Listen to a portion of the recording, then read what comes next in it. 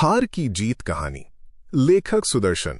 माँ को अपने बेटे, साहूकार को अपने देनदार और किसान को अपने लहलहाते खेत देखकर जो आनंद आता है, वही आनंद बाबा भारती को अपना घोड़ा देखकर आता था।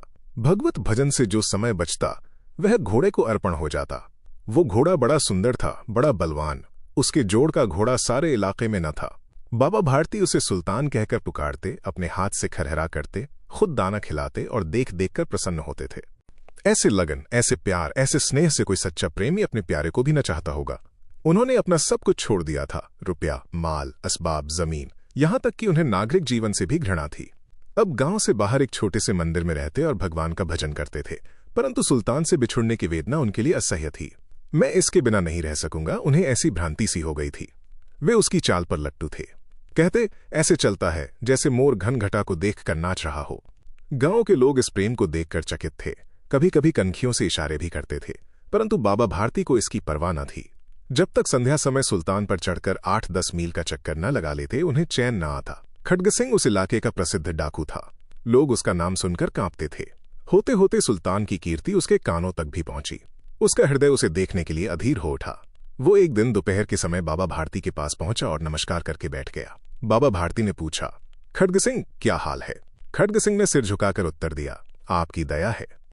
कहो, इधर कैसे आ गए? सुल्तान की चाह खींच लाई। विचित्र जानवर है, देखोगे तो प्रसन्न हो जाओगे। मैंने भी बड़ी प्रशंसा सुनी है।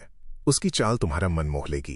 कहते हैं देखने में भी बहुत सुंदर है। क्या कहना, जो उसे एक बार देख लेता है, उसके हृदय पर उसकी छवि अंकित हो जाती है। बहुत दिनों से अभिलाषा थी, आज उपस्थित हो सका हूं। बाबा और खड्ग सिंह दोनों अस्तबल में पहुंचे।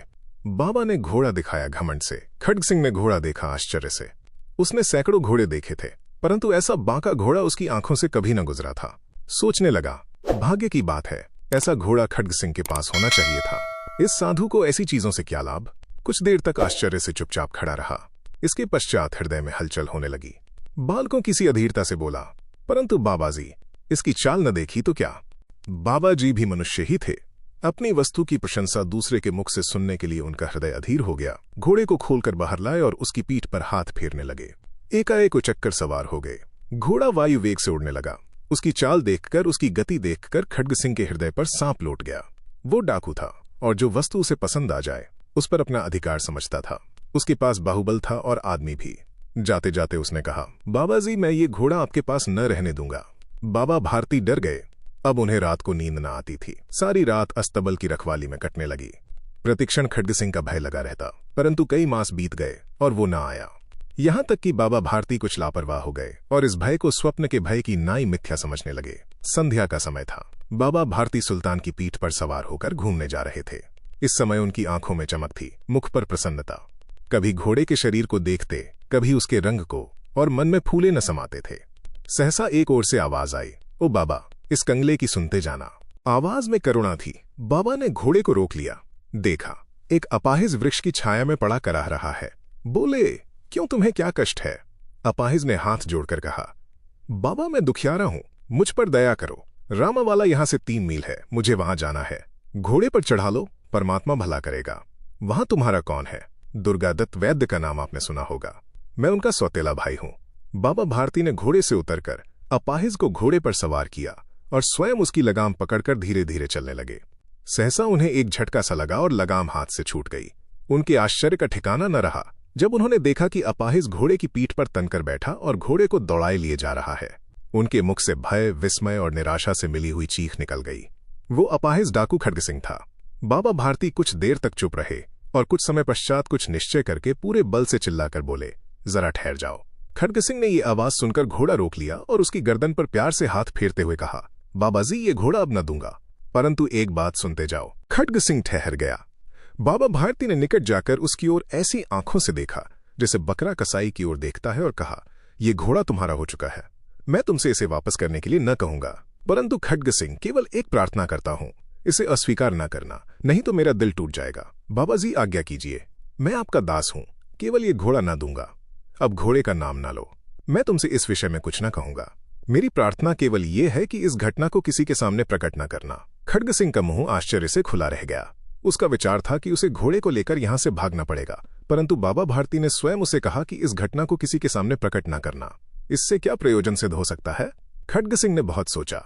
बहुत सिर मारा, परंतु कुछ समझ न सका। हारकर उसने अपनी आंखें बाबा भारती के मुख पर गड़ा दी और पूछा, बाबा जी, इसमें आपको क्या डर है? सुनकर बाबा भारती ने उत्तर दिया, लोगों को यदि इस घटना का पता लग गया तो वो किसी गरीब पर विश्वास न करेंगे। और ये कहते कहते उन्होंने सुल्तान की ओर से इस तरह मुंह मोड़ लिया जैसे उनका उससे कभी कोई संबंध ही न रहा हो। बाबा भारती चले गए, परंतु उनके शब्द खड्ग सिंह के कानों में उसी प्रकार गूंज रहे थे। सोचता था, कैसे ऊंचे विचार हैं, कैसा पवित्र भाव है। उन्हें इस घोड़े से प्रेम था। इसे देखकर उनका मुख फूल की नाई खिल जाता था। कहते थे, इसके बिना मैं रह न सकूंगा। इसकी रखवाली में वे कई रात सोए नहीं, भजन भक्ति न कर रखवाली करते रहे, परंतु आज उनके मुख पर दुख की रेखा तक दिखाई न पड़ती थी। उन्हें केवल ये ख्याल था कि कहीं लोग गरीबों पर विश्वास करना न छोड़ दें। उन्होंने अपनी निज की हानि को मनुष्यत्व की हानि पर न्योछावर कर दिया। ऐसा मनुष्य नहीं देवता है। रात्रि के अंधकार में खड्ग सिंह बाबा भारती के मंदिर पहुंचा। चारों ओर सन्नाटा था। आकाश पर तारे टिमटिमा रहे थे। थोड़ी दूर पर गांवों के कुत्ते भौंक रहे थे। मंदिर के अंदर कोई शब्द सुनाई न देता था। खड्ग सिंह सुल्तान की बाग पकड़े हुए था। वो धीरे धीरे अस्तबल के फाटक पर पहुंचा। फाटक किसी वियोगी की आंखों की तरह चौपट खुला था। किसी समय वहां बाबा भारती स्वयं लाठी लेकर पहरा देते थे, परंतु आज उन्हें किसी चोरी, किसी डाके का भय न था। हानि ने उन्हें हानि की तरफ से बेपरवाह कर दिया था। खड्ग सिंह ने आगे बढ़कर सुल्तान को उसके स्थान पर बांध दिया और बाहर निकलकर सावधानी से फाटक बंद कर दिया। इस समय उसकी आंखों में नेकी के आंसू थे। अंधकार में रात्रि ने तीसरा पहर समाप्त किया और चौथा पहर आरंभ होते ही बाबा भारती ने अपनी कुटिया से बाहर निकल ठंडे जल से स्नान किया। उसके पश्चात इस प्रकार जैसे कोई स्वप्न में चल रहा हो, उनके पांव अस्तबल की ओर मुड़े, परंतु फाटक पर पहुंचकर उनको अपनी भूल प्रतीत हुई।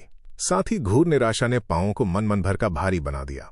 वे वहीं रुक गए। घोड़े ने स्वाभाविक मेघा से अपने स्वामी के पांवों की चाप को पहचान लिया और जोर से हिनहिनाया। बाबा भारती दौड़ते हुए अंदर घुसे और अपने घोड़े के गले से लिपटकर इस प्रकार रोने लगे जैसे बिछड़ा हुआ पिता चिरकाल के पश्चात पुत्र से मिलकर रोता है। बार बार उसकी पीठ पर हाथ फेरते, बार बार उसके मुंह पर थपकियां देते और कहते थे, अब कोई गरीबों की सहायता से मुंह न मोड़ेगा।